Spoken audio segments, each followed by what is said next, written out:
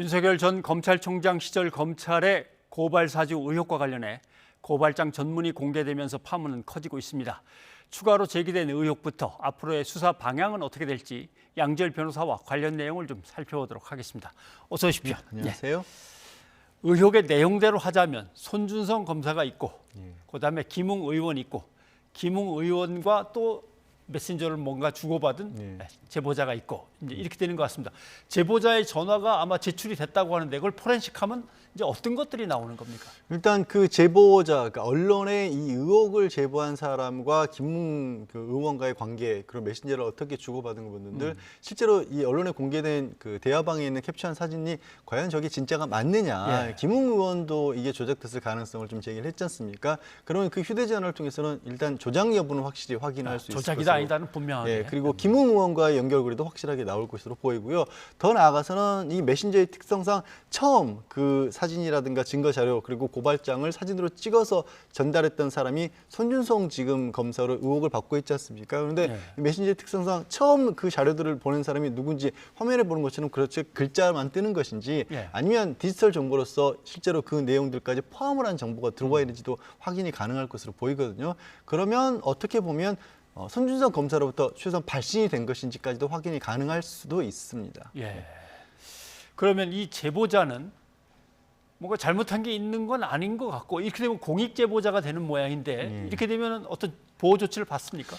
법적으로 공익자 보호에 관한 법률에 의해서 신분 공개가 불가능하도록 돼 있습니다. 이게 기본이거든요. 처음에 원래 이제 공익 제보라는 게 가장 먼저 생각해 볼 수 있는 게 내부 고발 형태의 고발이기 때문에 그 부분을 보호하기 위해서 나온 부분인데 김웅 의원 입장에서는 참 어찌 보면 정치적으로 좀 곤란해지게 된 게 내일 아침에 본인이 받고 있는 의혹에 대해서 해명을 하겠다고 했는데 언론에 통해 알려진 바로 따르면 당시에 본인이 뭐 받은 자료들을 전부 당에 전달하는 과정에서 한 사람하고만 접촉을 했기 때문에 누군지 알고 있다라고 콕 집어서 얘기를 했거든요.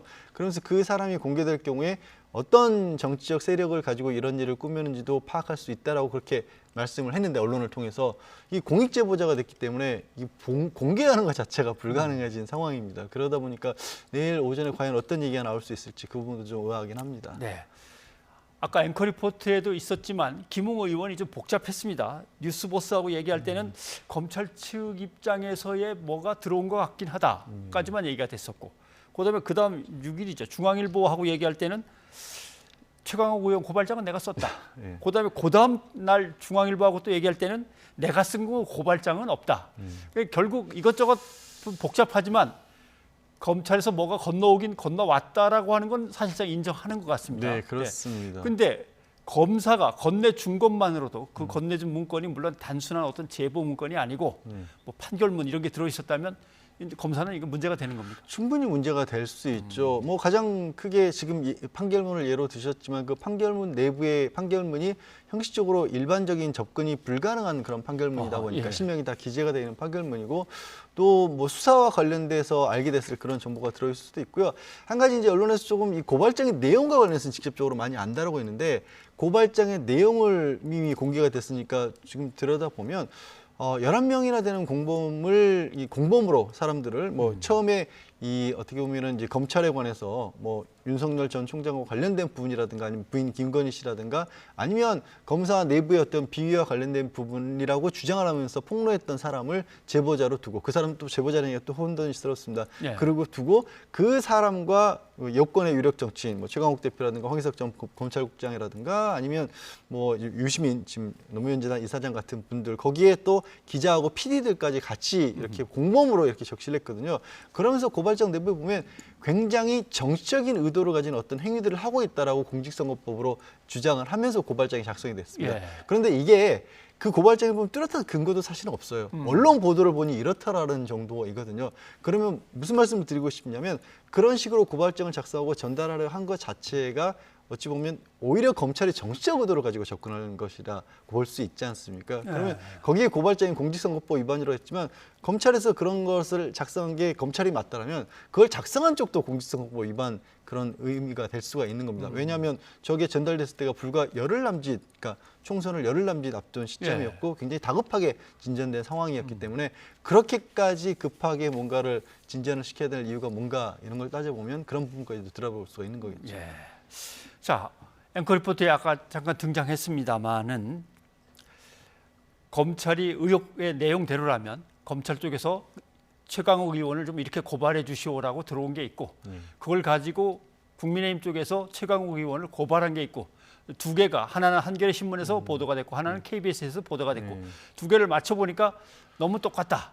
이 정도 똑같다면 이거는 베껴 쓰거나 옮겨 붙이거나 한 거로 봐야 되느냐 이 문제가 제기됐습니다. 그렇죠. 그리고 이제 뭐 심지어 조사까지도 토시까지도 갔다라고 그랬고 말씀하신 것처럼 가장 큰 부분이 중력번호가 틀렸는데 그렇죠. 그걸 또 옮겼다라는 예. 거고 사실 이런 건 다른 경우에 있어서도 뭐 흔히 저작권 침해 같은 걸 따질 때도 잘못 쓴 부분을 베껴 썼느냐에 따라서 침해 여부의 결정적인 증거로 되기도 하거든요. 예. 이 경우에도 그런 내용들이 될 수가 있고요. 또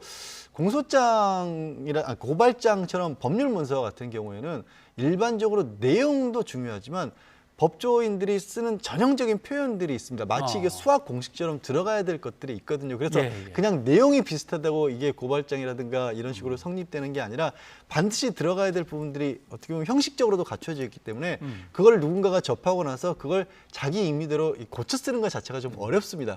그래서 어쩌면 지금 받고 있는 의혹처럼 4월에 이미 만들어진 것을 8월에 정식 고발을 하면서도 고스란히 옮겨 쓴 게 아닌가라는 추정을 할 수가 있는 부분인 겁니다. 예. 일각에서는 유튜브 조회수 57만이라는 것도 문제가 된다고 나옵니다. 하나는 4월 달이고 하나는 8월인데 둘 다 57만 몇 달 사이에 한참 더 늘었을 텐데 그런 숫자까지 나오고 해서 디테일한 부분들까지 똑같으니까 이거 문제가 있는 거 아니냐 지금 그러는 것 같습니다. 근데 사실 국민의힘에서 벌어진 일은 제쳐놓고 검사가 이런 걸 했다는 게 문제고 그 검사는 검찰 조직의 명을 받고 한 건지 지시를 받고 한 건지 아니면 자신의 상과는 관련이 된 건지 이게 문제인데 검사가 정말 작성한 것 같이 보이는가 이제 이 논란입니다. 최소한 뭐 공통적으로 어느 정도 법조계 인사가 작성했다고 하는 부분은 틀림없어 보입니다. 뭐 제가 봤었을 때도 양식이라고 하는 부분들이 저희가 뭐 연수원 시절부터 배웠던 양식들이 있거든요.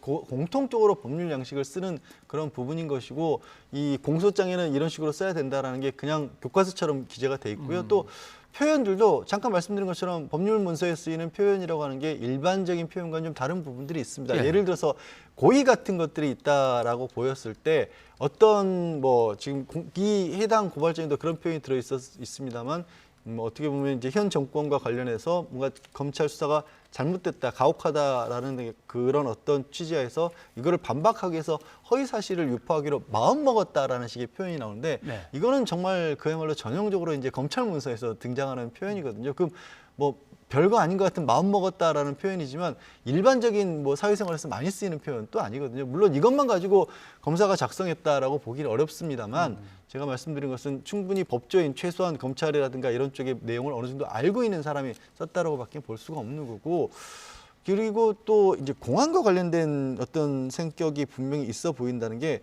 공공수사부 자체를 고발장의 이 대상으로 고발장이 적시가 돼 있지 않습니까? 그러니까 과거의 공안 담당을 공안부를 공공수사부로 바꾼 거거든요. 그렇죠. 저 고발장을 접수할 곳이 대검의 공공수사부로 딱 명시가 돼 있고 내용을 들여다봐도 그런 내용들이 많이 들어가 있다라는 거죠. 이쪽으로 보내주시오라고 이제 돼 있다라고 하는 거죠. 보면은 최강욱 의원을 시효 직전에 기소한 건 윤석열이 밀어붙였다. 이건 조선일보 기사입니다. 또 추미애 장관도 그때 당시에 손준성 검사를 꼭 인사할 때 자기 밑에 그 자리에 좀 놔달라고 그대로 놔달라고 요구를 했다니 이런 얘기도 했어요. 그러니까 결국 여기서 이제 자꾸 이제 의혹이 커지는 거죠. 그러니까 다른 것보다도 일단 그 자리가 정보정책관이라는 자리가 검찰총장 입장에서는 가장 중요한 통로 아니겠습니까? 그렇죠. 검찰총장이 2,000명이 넘는 검찰들이 있지만 그리고 2,000명이 넘는 검찰들이 활동하는 부분도 있지만 대검에서 직접적으로 들여다보고 어떻게 보면 사회 동향 같은 것도 파악할 필요가 분명히 있거든요. 거기서 누가 그러면 그 일을 맡고 있느냐라는 게 수사정보정책관 아니겠습니까? 그러다 보니까 사실 징계 사유로 등장했던 굉장히 민감한 정보에서 이게 사찰이냐 아니냐 논란이 됐던 판사의 성향분석 같은 경우도 저 정보정책관실에서 만들어졌지 않습니까? 윤 전 총장 시절에 징계 사유로도 등장을 했던 그만큼 중요한 자리이기 때문에 하필 저 사람이 손준성 검사라는 게 굉장히 또 윤 전 총장과의 어떤 과거의 전 총장과의 그 밀접도 이런 것들을 의혹을 시선을 가지고 보는 게 되는 이유가 되는 거죠. 아무튼 중요했던 자리인 거는 분명합니다. 왜냐하면 차장급이었다가 부장급으로 하나 좀 내려가는데도 네. 불구하고 그 자리에 그냥 놔달라고 자기 측근을 얘기를 했다는 거 보니까 상당히 중요한 자리인 건 분명한데, 자 이건 뭐 이제 감찰과 조사와 그리고 이제 수사 결과 나오는 대로 또 얘기를 나눠야 될 것 같습니다. 자 양지열 변호사님 고맙습니다. 네, 고맙습니다.